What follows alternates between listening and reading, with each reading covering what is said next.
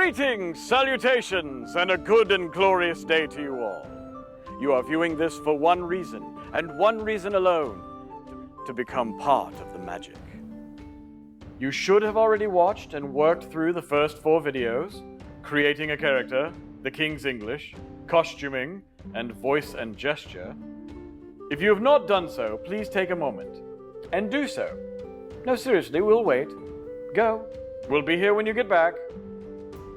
Have you returned? Excellent, well.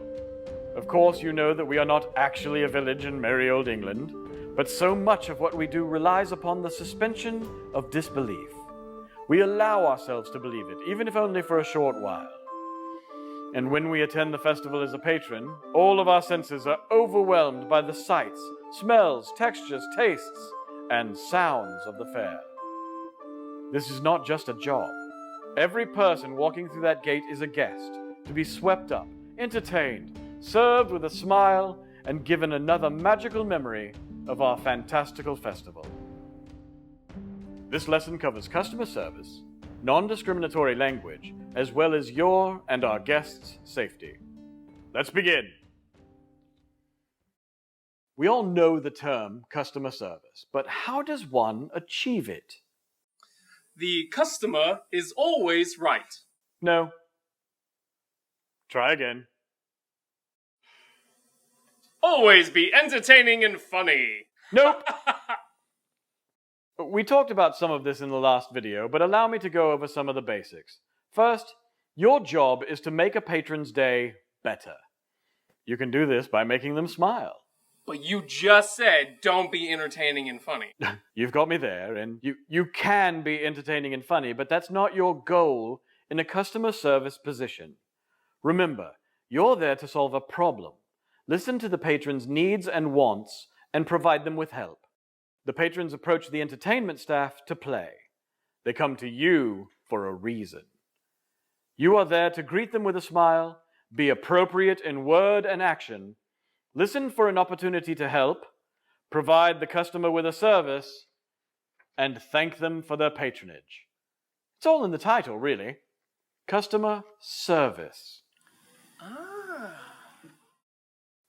We talked about hawking in the last video, but this message is important enough to repeat.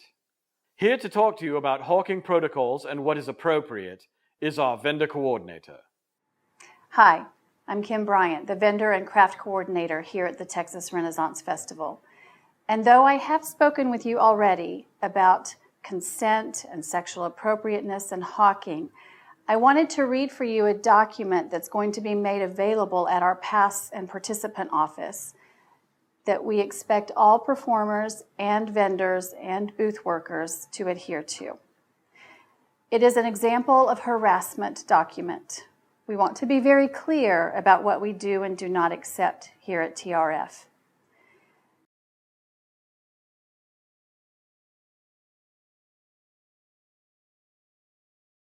Sharing sexually inappropriate images or videos, such as pornography or salacious gifts. Sending suggestive letters, notes, or emails. Displaying inappropriate sexual images or posters in your shop or workplace. Telling lewd jokes or sharing sexual anecdotes. Making inappropriate sexual gestures. Staring in a sexually suggestive or offensive manner or whistling. Making sexual comments about appearance, clothing, or body parts. Inappropriate touching, including pinching, patting, rubbing, or purposefully brushing up against another person. Asking sexual questions, such as inquiries about someone's sexual history or their sexual orientation. Making offensive comments about someone's sexual orientation or gender identity. Any actions or words with a sexual connotation that makes an employee or patron uncomfortable are considered sexual harassment.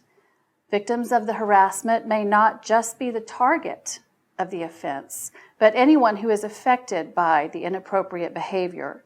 That is, a coworker or customer or patron who is standing nearby when inappropriate sexual comments are uttered may be affected, even if the comments weren't directed toward them.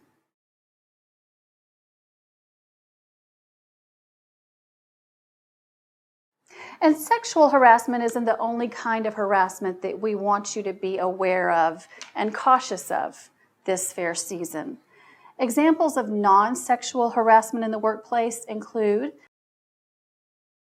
making negative comments about a person's religious beliefs or trying to convert them to a different religion, using racist slang, phrases, or nicknames, making remarks about an individual's skin color or other ethnic traits, displaying racist drawings or posters that might be offensive to a particular group, making offensive gestures, making offensive reference to an individual's mental or physical disability, sharing inappropriate images, videos, emails, letters, or notes, offensively talking about negative racial, ethnic, religious, or body stereotypes, making derogatory age-related comments, wearing clothing that could be offensive to a particular ethnic group.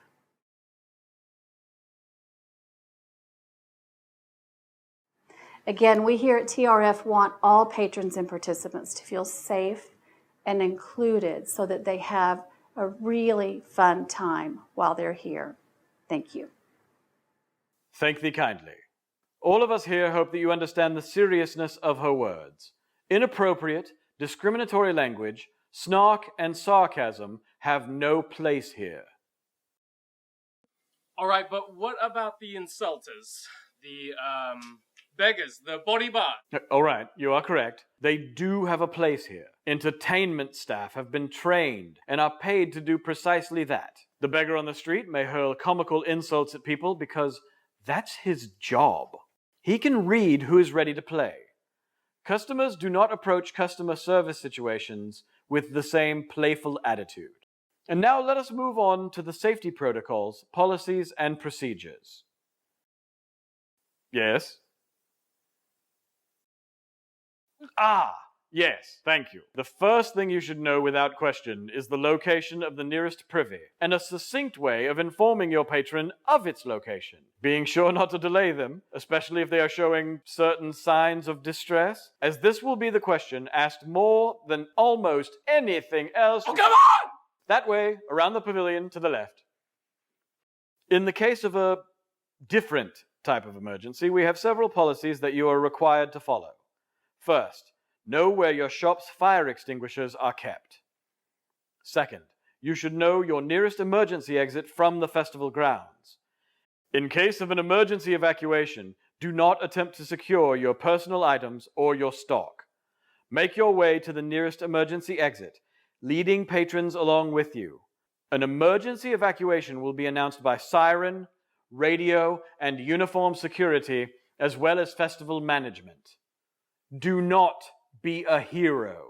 Lead the people near you out, but do not stay behind trying to get everyone. Once evacuated, go where you are told, even if it seems counterintuitive. All right, let's move some product. Did you lose something? Yeah, off my belt. Oh, well, let's talk about lost and found then.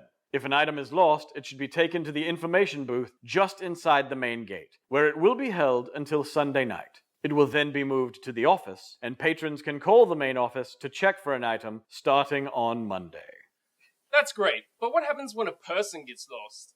Excellent question. In the case of a lost child or parent, lead them to the nearest food vendor or information kiosk where there are always radios.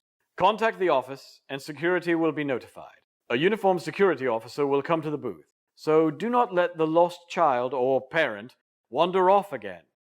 Once the officer arrives, your job is done, and you can head back to your booth. Any questions? No. So with that, we conclude our customer service video series. We know that we are asking a lot of you. Working here can be more fun and more rewarding than you could possibly imagine, but it is also one of the most demanding jobs you'll ever love. Enjoy being your character in our village. Please remember that the participants guide is packed full to bursting with suggestions and ideas. Use it! I have been Winstantaneous, and I am your humble servant. And remember, there is no festival without you.